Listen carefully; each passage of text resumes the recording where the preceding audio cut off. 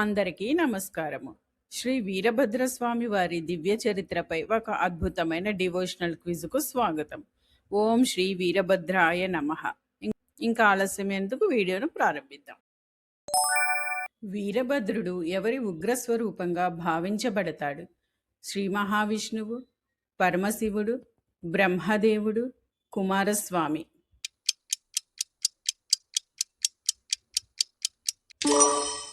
పరమశివుడు.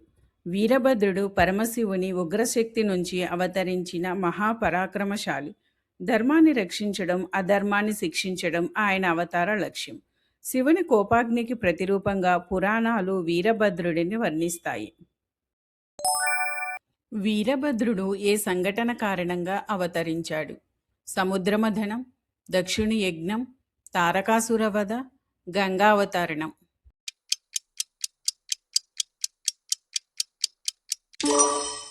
దక్షుని యజ్ఞం. దక్షుడు నిర్వహించిన యజ్ఞంలో శివుడిని అవమానించడం, సతీదేవి దేహత్యాగం చేయటం వల్ల శివుడు తీవ్ర కోపానికి గురయ్యాడు. ఈ కోపాగ్నిలో నుంచే వీరభద్రుడు అవతరించి యజ్ఞాన్ని ధ్వంసం చేశాడు. దక్షుడు శివుడిని ఎందుకు యజ్ఞానికి ఆహ్వానించలేదు? శివుడు హిమాలయాల్లో ఉండటం వల్ల, శివుడిపై అహంకారము మరియు ద్వేషం వల్ల, యజ్ఞం చిన్నది కావటం వల్ల, దేవతలు అనుమతించకపోవటం వల్ల.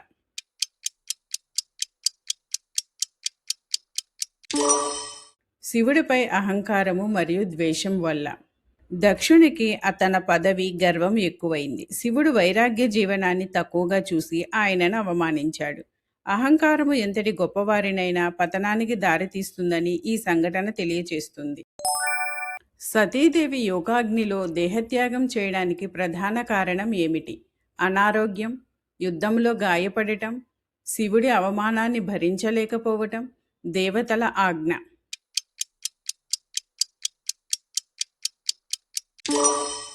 శివుడి అవమానాన్ని భరించలేకపోవటం.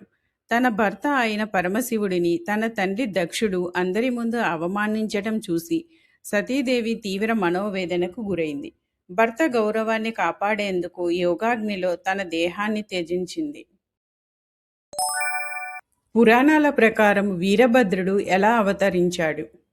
శివుని జడ నుంచి, కమలం నుండి, అగ్నిదేవుని యజ్ఞం నుండి, కైలాస పర్వతం నుండి.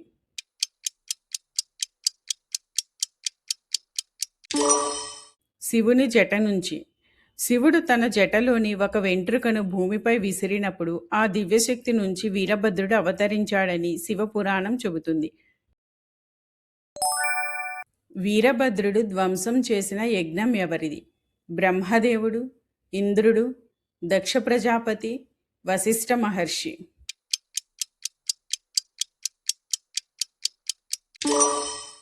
దక్ష ప్రజాపతి.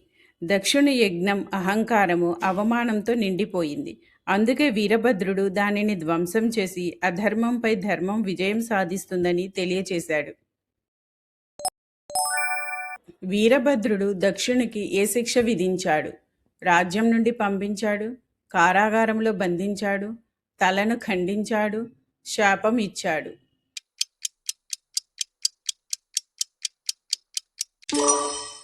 తలను ఖండించాడు. శివుని ఆజ్ఞ ప్రకారము వీరభద్రుడు దక్షుని తలను ఖండించాడు. తరువాత దేవతల ప్రార్థనతో శివుడు కరుణించి మేకతలను అమర్చి దక్షునికి మళ్ళీ జీవితం ప్రసాదించాడు. దక్షునికి తరువాత ఏ జంతువు తలను అమర్చారు? గుర్రం, ఏనుగు, మేక, ఎద్దు.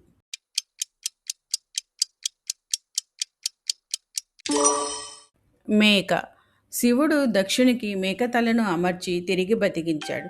తప్పు చేసిన వారు పశ్చాత్తాపడితే క్షమ కూడా లభిస్తుందనే సందేశాన్ని ఈ సంఘటన తెలియచేస్తుంది. వీరభద్రుడిని ఏ గుణానికి ప్రతీకగా భావిస్తారు? అహంకారం, ధైర్యం మరియు ధర్మరక్షణ, లోభం, భయం.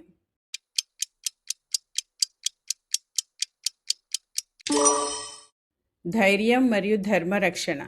వీరభద్రస్వామి భక్తులను రక్షించే దైవముగా పూజించబడతాడు. ధర్మాన్ని కాపాడేందుకు ధైర్యంగా నిలబడాలని ఆయన చరిత్ర మనకు బోధిస్తుంది. ఆంధ్రప్రదేశ్లోని ప్రసిద్ధ వీరభద్రస్వామి ఆలయం ఏది? శ్రీశైలం, లేపాక్షి వీరభద్రస్వామి ఆలయం, తిరుమల, అన్నవరం.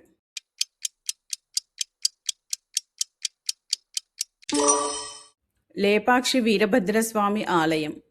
అనంతపురం జిల్లాలోని లేపాక్షి వీరభద్రస్వామి ఆలయం విజయనగర శిల్పకళ, వేలాడే స్తంభం, అద్భుత కుడ్య చిత్రాలకు ప్రపంచ ప్రసిద్ధి చెందింది. వీరభద్రస్వామి చేతిలో సాధారణంగా కనిపించే ప్రధాన ఆయుధం ఏది? విల్లు, త్రిశూలం, గద, చక్రం.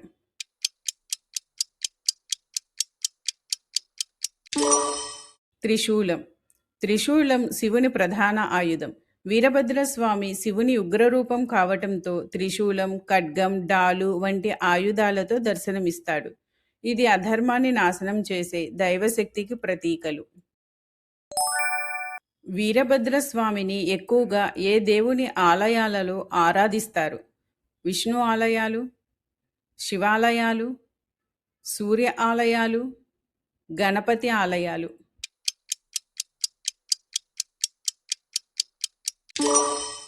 శివాలయాలు. వీరభద్రస్వామి పరమశివుని అవతారంగా భావించబడతాడు. అందువల్ల అనేక శివాలయాల్లో ఉపదేవతగా లేదా ప్రధాన దేవతగా ఆయనకు ప్రత్యేక ఆలయాలు నిర్మించబడ్డాయి. దక్షునికి మేకతలను అమర్చింది ఎవరు? బ్రహ్మదేవుడు, శ్రీ మహావిష్ణువు, పరమశివుడు, నారద మహర్షి.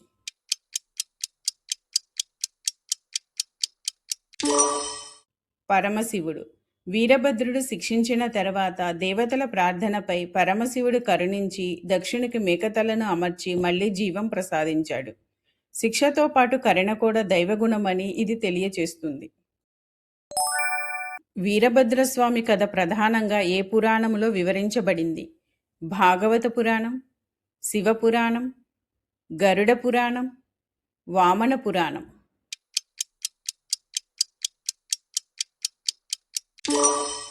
శివపురాణం. దక్షయజ్ఞం, సతీదేవి దేహత్యాగం, వీరభద్రుని అవతారం వంటి సంఘటనలు శివపురాణములో విశదంగా వివరించబడ్డాయి. కొన్ని ఇతర పురాణాల్లో కూడా ఈ కథకు ప్రస్తావన ఉంది. వీరభద్రస్వామి అవతారం మనకు ప్రధానంగా ఏ సందేశాన్ని ఇస్తుంది? సంపదే గొప్పదని, అహంకారమే విజయం, ధర్మం ఎల్లప్పుడూ గెలుస్తుంది, కోపమే శక్తి.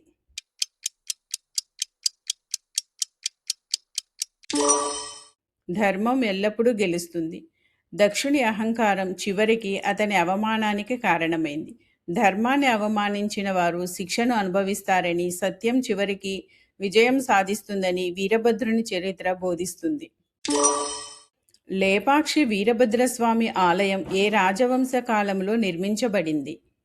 మౌర్యులు, విజయనగర సామ్రాజ్యం, చాళుక్యులు, శాతవాహనులు.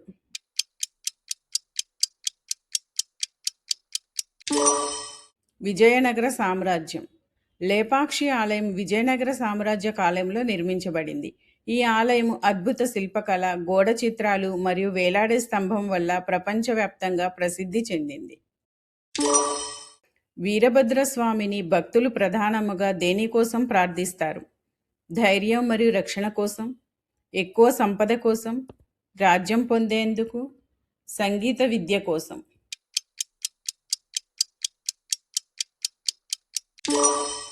ధైర్యం మరియు రక్షణ కోసం. వీరభద్రస్వామి భక్తులను కష్టాల నుంచి కాపాడే దైవముగా విశ్వసిస్తారు.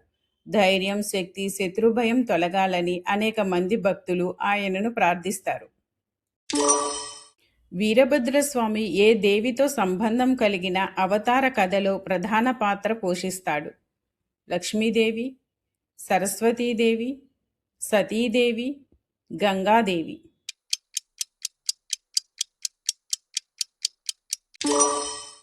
సతీదేవి. సతీదేవి దేహత్యాగం అనంతరం పరమశివుని కోపం నుండి వీరభద్రుడు అవతరించాడు. అందువల్ల సతీదేవి కథతో వీరభద్రస్వామి అవతారం విడదీయరాని సంబంధం కలిగి ఉంది. వీరభద్రస్వామిని దర్శించడం వల్ల భక్తులు ఏమి లభిస్తుందని నమ్ముతారు? ధైర్యం, రక్షణ, శుభ ఫలితాలు, బంగారం మాత్రమే, దీర్ఘాయువు మాత్రమే, విద్య మాత్రమే.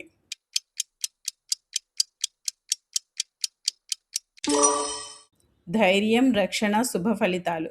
భక్తి శ్రద్ధలతో వీరభద్రస్వామిని ఆరాధిస్తే భయాలు తొలగి ధైర్యం పెరిగి జీవితంలో శుభ ఫలితాలు కలుగుతాయని భక్తుల విశ్వాసం. ఓం శ్రీ వీరభద్రాయ నమః అనే మంత్రం ఎవరికి సంబంధించినది? శ్రీ మహావిష్ణువు, శ్రీ అయ్యప్ప స్వామి, శ్రీ వీరభద్రస్వామి, శ్రీ సుబ్రహ్మణ్యేశ్వర స్వామి.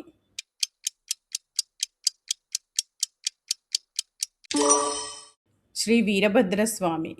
ఓం శ్రీ వీరభద్రాయ నమః అనే నామస్మరణను భక్తులు భక్తి శ్రద్ధలతో జపిస్తారు. దైవస్మరణ మనసుకు ప్రశాంతతను కలిగించి భక్తిని మరింత బలపరుస్తుందని శాస్త్రాలు చెబుతున్నాయి. హలో డివోటీస్, మీరు ఎంత స్కోర్ చేశారో కామెంట్లో తప్పకుండా తెలియచేయండి. వీడియో నచ్చితే లైక్ చేయండి, షేర్ చేయండి, సబ్స్క్రైబ్ చేయండి. మరొక వీడియోలో మళ్ళీ కలుద్దాం. బాయ్.